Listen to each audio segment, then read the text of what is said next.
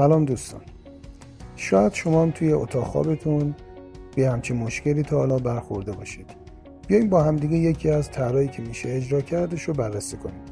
به ارتفاع زیر پنجره تختمون رو میذاریم با 2 تا کشو برای گذاشتن وسایل و قسمت فرو رفتگی رو هم یک باکس تعبیه میکنیم که میتونه توی اتاق خواب شما این قسمت رو نداشته باشه.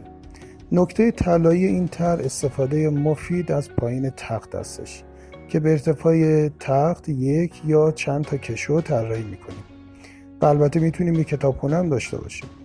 زیر دیگه ی اتاقمون رو یک کمد دیواری اجرا میکنیم و یک دکوری به همراه نورپردازی.